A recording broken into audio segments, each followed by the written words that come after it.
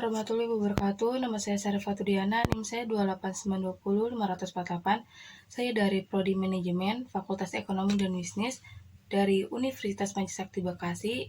Di sini saya akan menjelaskan untuk memenuhi ujian tengah semester dari mata kuliah saya yaitu perpajakan dari dosen pengampu saya yaitu Pak Moj Taufan Nugroho S.Si.MM. Di sini saya akan menjelaskan untuk materi yang pertama yaitu dasar-dasar perpajakan. Perpajakan merupakan iuran wajib kepada negara yang dapat dipaksakan tanpa kontra prestasi langsung. Menurut beberapa ahli, pengertian perpajakan adalah yang pertama ada menurut Profesor Dr. P.J.A. Andriani. Pajak adalah iuran kepada negara yang dapat dipaksakan yang terhutang oleh yang wajib membayarnya menurut peraturan-peraturan. Yang kedua ada Profesor Dr. Rahmat Somitro, S.H. Pajak adalah iuran kepada kas negara berdasarkan undang-undang. Selanjutnya, kita akan membahas tentang fungsi perpajakan. Fungsi perpajakan dapat dibagi menjadi dua bagian, yaitu yang pertama ada fungsi anggaran atau disebut dengan fungsi budgeter. Yang kedua ada fungsi mengatur atau disebut dengan fungsi reguler. Selanjutnya kita akan membahas macam-macam pemungutan di Indonesia. Yang pertama ada pajak adalah iuran wajib pajak kepada kas negara berdasarkan undang-undang yang bersifat dapat dipaksakan. Yang kedua ada retribusi adalah pembayaran kepada negara yang dilakukan oleh pihak-pihak yang memanfaatkan fasilitas negara. Yang ketiga ada sumbangan atau iuran adalah biaya-biaya yang dibayarkan kepada negara untuk prestasi tertentu. Yang keempat yaitu penerimaan negara bukan pajak menurut Undang-Undang Nomor 20 Tahun 1997. Selanjutnya ada beberapa asas dalam perpajakan. Yang kesatu ada asas yuridis, yaitu memandang dari sudut hukum. Yang kedua ada asas ekonomi, yaitu pada dasarnya masalah pajak adalah masalah beban. Yang ketiga ada asas finansial, yaitu dengan berasas finansial banyak jenis-jenis pajak daerah yang tidak dilaksanakan pemungutannya. Yang keempat ada asas domisili, yaitu sumber dan nasionalitas unsur yang menentukan dikenakan pajak atau tidak adalah unsur sumber dan objek pajak. Yang kelima yaitu asas domisili. Yang membahas tentang asas ini disebut juga asas tempat tinggal bagi wajib pajak perorangan dan tempat kependudukan bagi wajib pajak badan. Yang keenam ada asas sumber, yaitu membahas tentang asas ini lebih menekankan sumber di mana objek pajak diperlukan. Yang terakhir yaitu yang ketujuh, asas kebangsaan. Yang membahas tentang asas kebangsaan juga disebut asas nasionalitas.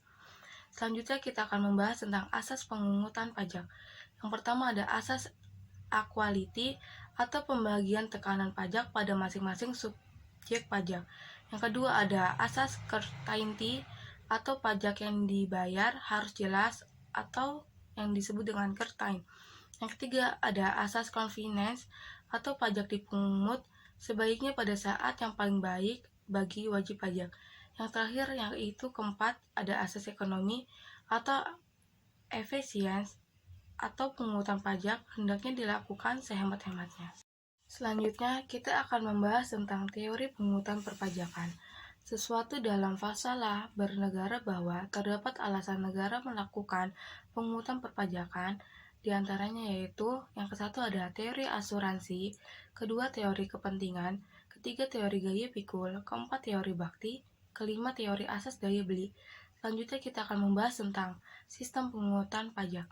Sistem pungutan pajak dapat dibagi dalam beberapa macam, diantaranya yaitu kesatu sistem pungutan self-assessment system. Yang kedua ada sistem pungutan official assessment system. Yang ketiga ada sistem pungutan withholding system. Selanjutnya kita akan membahas dari materi yang kedua yaitu timbulnya pajak terutang. Di sini timbulnya utang pajak yaitu saat diundangkannya undang-undang pajak serta telah dipenuhinya syarat subjektif dan objektif dari utang pajak tersebut. Yang kedua, pendapat atau ajaran formil. Timbulnya utang pajak terjadi saat dikeluarkannya surat ketetapan pajak oleh pemerintah. Selanjutnya kita akan membahas tentang hapusnya utang pajak. Hapusnya utang pajak harus memenuhi dari 6 bagian diantaranya yaitu 1. Pembayaran, 2. Kompensasi, 3. Daluarsa, 4. Pembebasan, 5. Penghapusan, 6. Pengecualian pajak. Selanjutnya kita akan membahas tentang paham timbulnya utang pajak. Ada dua teori timbulnya utang pajak, yaitu teori material dan teori formal. Yang ke satu ada teori material, yaitu membahas tentang utang pajak timbul dengan sendirinya karena telah memenuhi syarat objek pajak atau yang disebut dengan tap-based stand. Yang kedua ada teori formal, yang membahas tentang utang pajak timbul pada saat dikeluarkan surat ketetapan pajak oleh Fiskus. Selanjutnya, kita akan membahas tentang jenis-jenis SKP, kepanjangan dari surat ketetapan pajak. Yang ke satu ada SKPKB, kepanjangan dari surat ketetapan pajak kurang bayar. Kedua ada SKPKBT, kepanjangan dari surat ketetapan pajak kurang bayar tambahan. Ketiga ada SKPN, kepanjangan dari surat ketetapan pajak nihil. Keempat ada SKPLB, kepanjangan dari surat ketetapan pajak lebih bayar. Selanjutnya, kita akan membahas tentang subjek pajak dan wajib pajak. Di sini ada sejarah PPH. Sejarah PPH terdiri dari sebagai berikut. Yang ke satu ada Undang-Undang PPH menggantikan. Kedua ada Ordonansi Pajak Pendapatan 1944 atau yang disebut dengan PPD 1944. Yang ketiga ada pajak atas bunga, dividen, dan royalti. Yang keempat ada objek pajak. Kelima ada penghasilan. Selanjutnya B. Bukan subjek pajak, yaitu Badan Perwakilan Negara Asing, termasuk penjabat diplomatik, konsulat, dan pejabat lain. C. Kewajiban pajak subjektif. D. Objek pajak. Objek pajak pasal 4 Undang-Undang PPH, yaitu mengatakan yang menjadi objek pajak adalah penghasilan, yaitu setiap tambahan kemampuan ekonomis yang diterima atau diperoleh wajib pajak atau yang disebut dengan WP. Selanjutnya, kita akan membahas tentang fungsi pajak. Fungsi pajak tersebut terdiri dari beberapa fungsi sebagai berikut.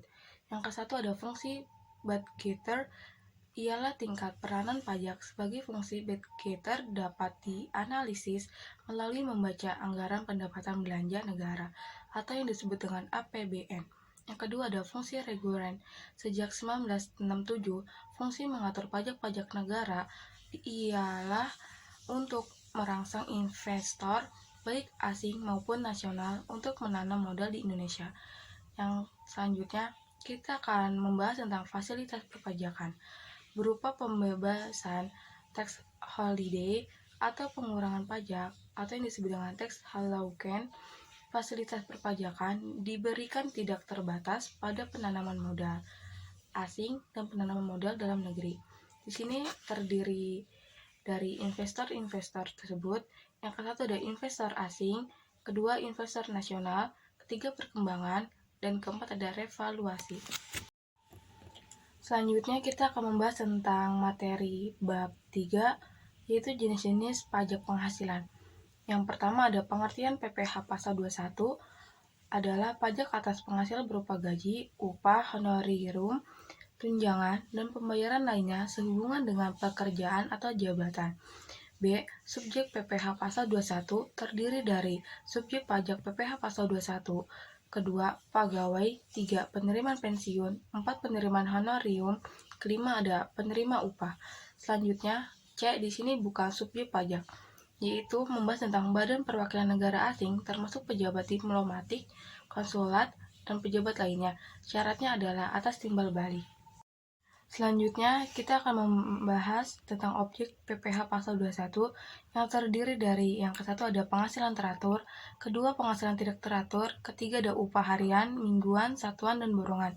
Yang selanjutnya ada E, pemotongan PPH pasal 21, yaitu membahas tentang kewajiban pemotongan adalah yang ke satu ada mendaftarkan diri, kedua menghitung, memotong, dan menyetorkan, ketiga ada menghitung kembali PPH pasal 21 terhutang, keempat ada pengisi, kelima ada menandatangani dan menyampaikan SPT. Selanjutnya kita akan membahas tentang PPH pasal 22. Pajak PPh Pasal 22 adalah pajak yang dipungut oleh bendaharawan, pemerintahan pusat atau daerah, instansi atau lembaga pemerintahan dan lembaga-lembaga negara lainnya. Di sini ada definisi PPh Pasal 22. Pajak sehubungan dengan pembayaran atas penyerahan barang dan kegiatan di bidang impor atau usaha lainnya. Yang B, bukan objek PPh Pasal 22, yang terdiri dari 1. Impor barang yang dibebaskan dari bea masuk. 2. Impor sementara jika akan diekspor kembali. Selanjutnya, kita akan membahas tentang PPh Pasal 23. Ketentuan dalam Pasal 23 Undang-Undang PPh mengatur pemotongan pajak atas penghasilan yang diterima wajib pajak dalam negeri dalam bentuk tetap yang berasal dari modal. A. Pemotongan PPh Pasal 23. Pemotongan PPh Pasal 23 adalah pihak-pihak yang membayarkan penghasilannya. B. Yang dikenakan pemotongan PPh Pasal 23. Yang dikenakan pemotongan PPh Pasal 23 adalah WP dalam negara atau BUT yang menerima atau memperoleh penghasilan dari modal. Selanjutnya, PPh Pasal 24. PPh Pasal 24 adalah kredit pajak di dalam negeri atas pajak yang terhitung atau dibayar di luar negeri berkenanan senggang usaha atau kegiatan di luar negeri. Yang selanjutnya, PPh Pasal 25. Ketentuan Pasal 25 Undang-Undang PPh mengatur tentang perhitungan besarnya angsuran bulanan yang harus dibayar sendiri oleh WP dalam tahun berjalan. Selanjutnya ada PPh Pasal 26. PPh Pasal 26 adalah pajak penghasilan yang dikenakan atas penghasilan yang bersumber dari Indonesia yang diterima atau diperoleh WP LN selain BUT di Indonesia. Yang selanjutnya, materi dari yang terakhir yaitu pajak bumi dan bangunan. Bumi adalah permukaan bumi dan tubuh bumi yang ada di bawahnya. Yang kedua ada bangunan, adalah konstruksi teknik yang ditanam atau diletakkan secara tetap pada tanah dan perairan. Selanjutnya di sini ada nilai jual objek pajak atau yang disebut dengan NJOP. NJOP adalah harga rata-rata yang diperoleh dari transaksi jual beli yang secara wajar. Di sini ada asas pajak. Asas pajak terdiri dari 4 sebagai berikut. Memberikan kemudahan dan kesederhanaan, adanya kapasitas hukum, mudah dimengerti dan adil, yang terakhir yaitu menghindari pajak berganda. Mungkin cukup sekian dari saya, kurang lebihnya mohon maaf bila ada kesalahan. Wabillahi taufiq wal hidayah. Wassalamualaikum warahmatullahi wabarakatuh.